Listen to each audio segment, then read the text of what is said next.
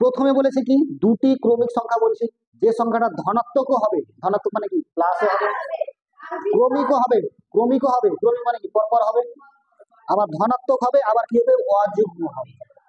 বুঝা গেল? মানে পরপর হবে, মানে ক্রমিকও হবে, আবার ধনাত্মক হবে, আবার অযুগ্ম হবে। বুঝা গেল? দুটা সংখ্যা, সেই দুটা সংখ্যার গুণফল বলে 143, এমন দুটা সংখ্যা। তাহলে এর আগে কত দূর হয়েছিল? 5-এর 1 থেকে হয়ে গেছিল, তাই তো? এবার শুরু করবো 5-এর 2। তো 5-এর 2 পেরেছিস তোরা? এই বাবা, 5-এর 2 পেরেছিস? পারিস না? কেমন ব্যাপার? দেখ, 5-এর 2 নম্বর, এই মনোযোগ এখানে দিতে হবে।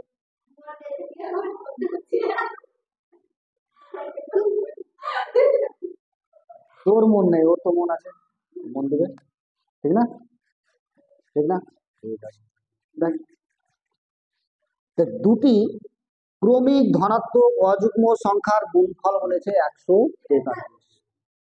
তো আমাকে সব প্রথমে বুঝতে হবে ক্রমিক কি, তারপরে ধনাত্মক কি, অযুগ্ম, তাই তো?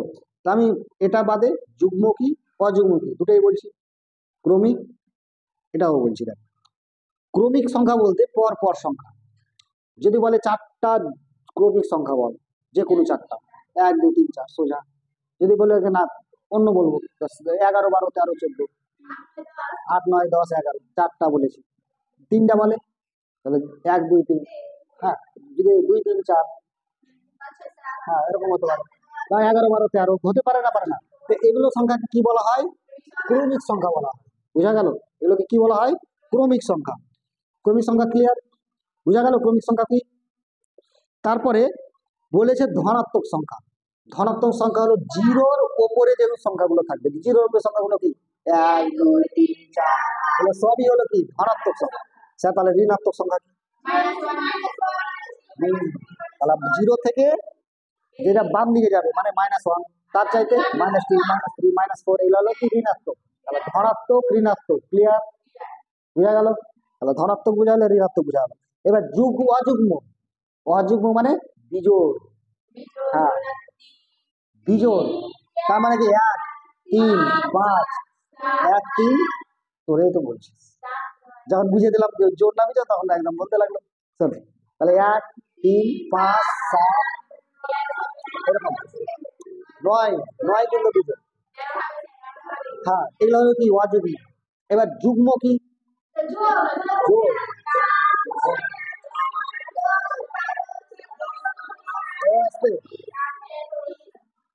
বোঝা গেল? তাহলে যুগ্ম অযুগ্ম ক্লিয়ার, ঠিক আছে? তো সংখ্যা দুটা যদি ধরতে যাই, তাহলে ধরতে পারি, যদি এমনি সংখ্যা যদি ধরতে যাই, তাহলে কি ক্রমিক সংখ্যা ধরে নিলাম একটা 13, বা ধরে নিলাম যে 9 ধরে নিলাম তো, বা একটা 11 ধরে নিলাম, ধরে নিলাম যে একটা ক্রমিক সংখ্যা হলো কত 11, ক্রমিক সংখ্যা 11-র পর ধনাত্মক, ধনাত্মক তো 11। তারপরে বলেছে ক্রমিক ধনাত্মক অযুগ্ম, 11-র পর কত আসবে? অযুগ্ম 13 আসবে, 13 আসবে না? আসবে না? তাহলে 11 হলে 13 হবে, তারপর হবে কত 15। বুঝা গেল? এরকম ভাবে কি হবে না? তাহলে ধরে নিলাম একটা হলো 11, এটা কিন্তু এখন ধরবো না, এমনি তো বোঝানোর জন্য বলছি, ঠিক আছে? একটা ধরলাম 11, তারপরে ক্রমিক, ক্রমিক সংখ্যা কত হবে? 13 হবে, তারপরে কত হবে 15, বা এখানে যদি আগে দিত 9 9 11, হ্যাঁ তো আমার না পরপর, তো দেখ পর 9 আছে, 9 পর 11 আছে, তো পরপর অযুগ্ম সংখ্যা, পরপর ক্রমিক সংখ্যা। যদি শুরু বলতো ক্রমিক সংখ্যা, তাহলে 11 11 12 13 এরকম চলে আসবে, 11 12। কিন্তু বলেছে ক্রমিক সংখ্যা থাকবে, কিন্তু পরপর, পরপর মানে অযুগ্ম থাকবে, অযুগ্ম থাকবে। ক্রমিক থাকবে তো সে তো পরপর থাকবে, মানে জোর থাকবে না। কারণ যুগ্ম যদি বলতো তাহলে এটা হতো, তো যুগ্ম তো বলেনি, শুধু বলেছে নিখুঁত ভাবে বলেছে অযুগ্ম সংখ্যা, বলেছে না বলেনি? তাহলে কত নেই 9 11 13, তো যে কোনো দুটা হতে পারে, 11 13 হতে পারে, বা 9 11 হতে পারে। দুটার সঙ্গে গুণফল বলেছে 143, তাহলে অবশ্যই এই দুটা গুণফল 143 হবে। তার মানে একটা উত্তর হবে 11, একটা উত্তর হবে 13। কি করে এটা বের করবো? আমি তো এটা জানা ছিল, বের করে দিলাম। বুঝতে পারছি যে দুটো 11 আর 13 গুণ করলে এ আসবে। তো পরপর দেখ, একটা 11 একটা 13 আসবে, ঠিক আছে? তো আমি এইটুকু পরে বুঝাচ্ছি। দেখ অঙ্কটা আগে এখানে কি ধরতে হবে, ধরি প্রথম ক্রমিক ধনাত্মক অযুগ্ম সংখ্যাটি হলো, ধরি প্রথম ক্রমিক ধনাত্মক আছে, ধনাত্মক অযুগ্ম সংখ্যাটি হলো। তা আমি কি ধরতে পারি, এক্স ধরতে পারি, কিন্তু এক্স এখানে ধরবো না, অন্য মান।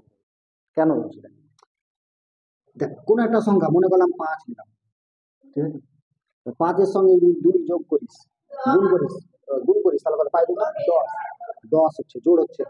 যদি 6 নিই তো 6-এর সঙ্গে 2 গুণ করলে কত হবে, 12 হয়ে যাচ্ছে। যদি 7 নিই তাহলে 7-এর সঙ্গে কত 2 গুণ করলে 14। যে কোনো দেখ, যে কোনো সংখ্যার সঙ্গে যদি 2 গুণ করিস তাহলে কি হয়েছে, জোড় চলে আসে। তাহলে জোড় যখন চলে আসে তাহলে 1 যোগ করে দেবো, করতে পারি না পারি না, এটার সঙ্গে 1 যোগ করে দিলাম তাহলে কত আসবে, +1 সমান হচ্ছে 11, নাকি? এটার সঙ্গে যদি 1 যোগ করি তাহলে কত আসবে, +1 সমান হচ্ছে 13।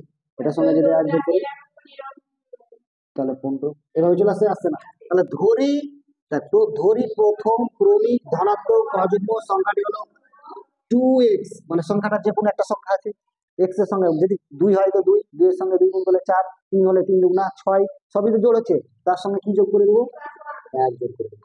বুঝা গেল না গেল না? তাহলে একটা সংখ্যা হলো কত, প্রথম ক্রমিক ধনাত্মক অযুগ্ম সংখ্যাটি হলো 2x + 1। ক্লিয়ার? তারপরে এবং দ্বিতীয়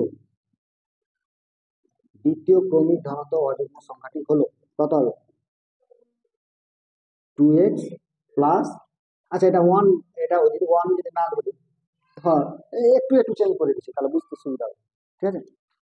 প্রথম যেটা বলেছে, যেহেতু প্রথম বলেছে, তাহলে দেখ 2a এইটার সঙ্গে এটা গুণ করে কত এসছে, 10 এসছে, জোড় এসছে, জোড় থেকে 1 যোগ করে কত এসছে, 11। আমি যদি 1 বিয়োগ করি তাও তো বিজোড় সংখ্যাটাই আসবে, যোগ করলেও আসবে, বিয়োগ করলেও আসবে। তাহলে এটাও যদি আমি বিয়োগ করি তাহলে 9 আসবে, তো প্রথমে তো কত আসবে, 9 আসবে, 9 আসবে। তারপরে এটা যদি বিয়োগ করি তাহলে কত আসবে, 11 আসবে। তারপর যদি বিয়োগ করি তাহলে কত আসবে, 13 আসবে। এরকম চলে আসবে। প্রথম ক্রমিক ধনাত্মক অযুগ্ম সংখ্যাটি হলো কত, -1 হতে পারে। এবার দ্বিতীয় ক্রমিক ধনাত্মক অযুগ্ম সংখ্যাটি হলো তাহলে কত, +1 করে দিলাম। হ্যাঁ আমার কথা দেখ, যদি মাইনাস করি তাও বিজোড় আসবে, একটু কম আসবে, প্লাস করলে বিজোড়। একটা -1 ধরলাম, একটা +1, বুঝা গেল না গেল না?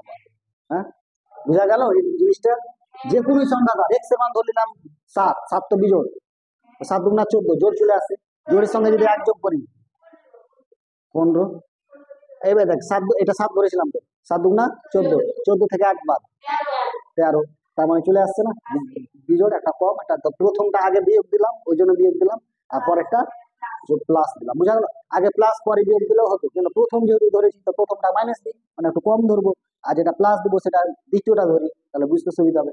বুঝা গেল? এটুকু ক্লিয়ার হয়েছে না হয়নি? সবাই ক্লিয়ার? কোনো সমস্যা নেই তো? চল তারপরে এর বলেছে দুটি সংখ্যা গুণফল বলেছে কত, 143। একটা সংখ্যা কত পেয়েছি, 2x - 1, আর একটা সংখ্যা পেয়েছি 3x + 1। দুটা সংখ্যা কি গুণফল, কত বলেছে, 143। এটা কি শর্তানুসারে লিখে দেবো, ঠিক আছে।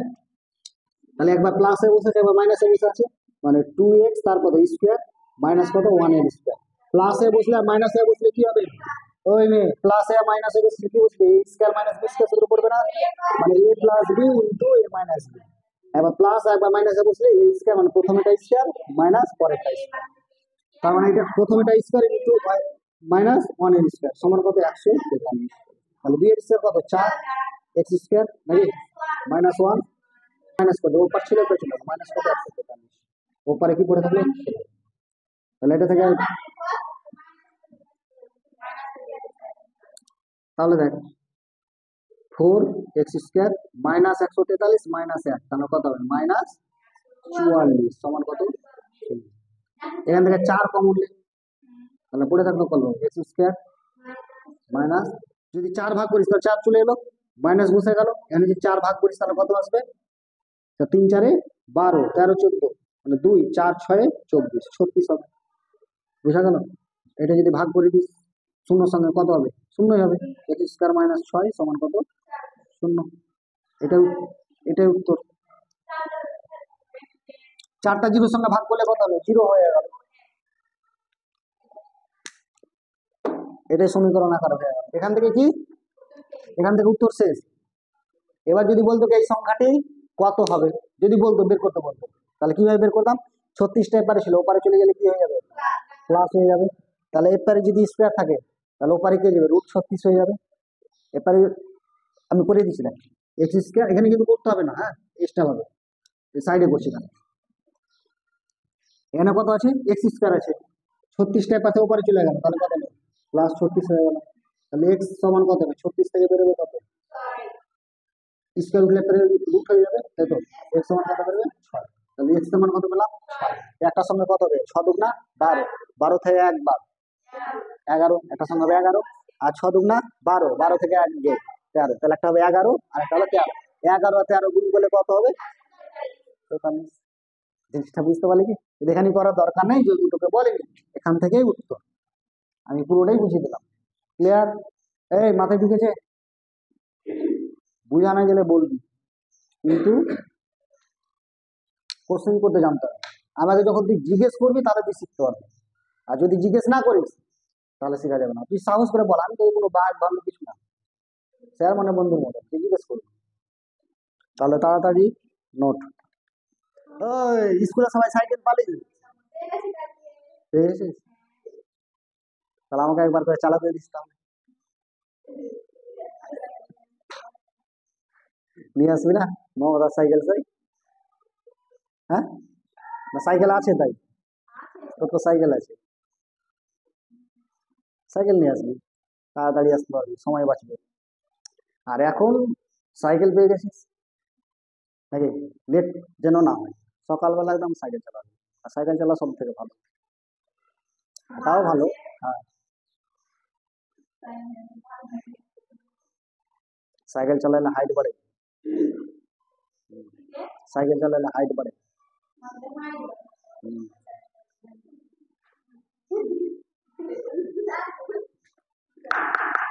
আস্তে, সাইকেল চালালে ভালো। এবার কত নম্বর? 3 নম্বর। দুটি ক্রমিক সংখ্যার বর্গের সমষ্টি 313। দুটি ক্রমিক সংখ্যা, ক্রমিক সংখ্যার বর্গ, তো ক্রমিক সংখ্যা না বলেছে যুগ্ম, না বলেছে অযুগ্ম, তাহলে আমি বলবো কি ধরি ক্রমিক সংখ্যাটি হলো এক্স। এক্স ধরবো, কি ধরবো? একটা ধরে নিলাম এক্স, মানে ধরে নিলাম 5, ধরে নিলাম 7, নাকি? একটা 7 হয় তারপরে এটা কত হবে? 8 হবে। তারপরে একটা যদি 9 হয় তাহলে পরেটা কত হবে? 10 হবে। একটা যদি 50 হয় পরেটা কত হবে? 51 হবে। হবে না? হবে না? কি হলো? একটা শূন্য বাদ। ধরি ক্রমিক সংখ্যাটি প্রথম, প্রথম লিখতে পারি, প্রথম ক্রমিক সংখ্যাটি হলো এক্স। এবার দ্বিতীয় ও দ্বিতীয় সংখ্যাটি হলো কত হবে? x+1। হবে না? হবে না? একটা যদি 5 হয় পরেরটা কত হবে? 5+1 সমান হচ্ছে 6। পরেরটা যদি 6 হয় তারপর পরেরটা হবে 6+1 7, 1 করে যোগ হবে। ক্রমিক সংখ্যা মানে 1 করে যোগ হবে, তাহলে ক্রমিক সংখ্যাটি হলো এক্স, পরেরটা হলো x+1। এবার দুটার বলেছি কি দুটি ক্রমিক সংখ্যার বর্গের সমষ্টি, বর্গ মানে কি স্কয়ার, শর্তানুসারে করে দেবো।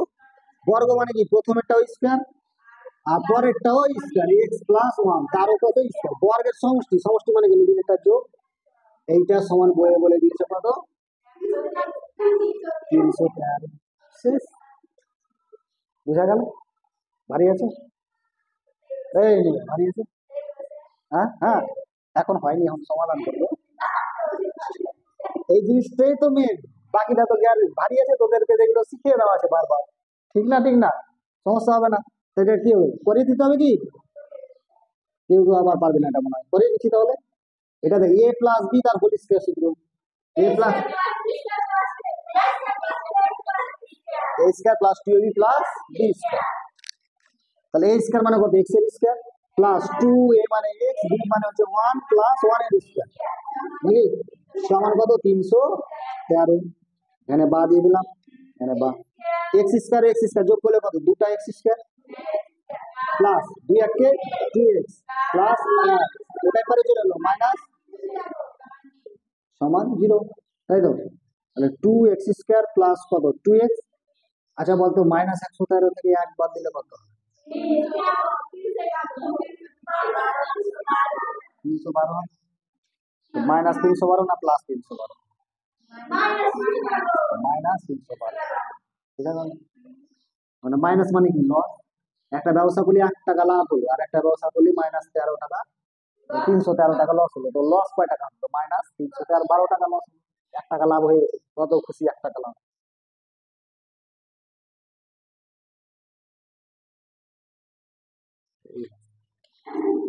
মানে ছোট যখন ছিলাম না, আটা না 50 পয়সা নিয়ে আসলো, একদিন স্কুল যেতে যেতে ঠট করে রাস্তায় পড়ালো। তোর পয়সাটা পড়ে যে কুড়িয়ে দেখলাম যে এদিকে গড়ে গেল, আর গড়ে গিয়ে দেখি আর ধরে পাই না। এর পয়সা ধুতে ধুতে ধুতে 7টার সময় স্কুল যাচ্ছি, 9টা 10টা বেজে গেলাম পয়সা দিতে। 50 পয়সা না পেলে আমি স্কুলই যাবো না। ওই আটা না পয়সা, মানে আটা না ঘুগনি মুড়ি পাওয়া যেত, ঠিক আছে? একটা দোকান এখনো 2 টাকার ঘুগনি মুড়ি দেয় এখনো। জায়গা হিসাবে দাম বাড়বে, 10 টাকার কেন? তুই ট্রেনে যাবি, দেখ ওই ঘুগনি মুড়ি তুই 20 টাকা দিবে, আবার পরে একটু দূরে যা 50 টাকা নেবে একটু ঘুগনি মুড়ি। মালদার কথা কেন? শোন, আমাদের এখানে চারদিকে কি গঙ্গা নদী আছে না নাই? তো গঙ্গা নদীতে কি হচ্ছে? আমাদের এখানে জায়গার কোনো দাম নেই, দাম আছে মেন কথা হলো দেখ, সস্তা। সস্তা বুঝিস তো? মালদা যদি তুই 1 কাঠা জমি কিনিস তো কত দাম পড়ে? 90 লাখ, 1 কোটি।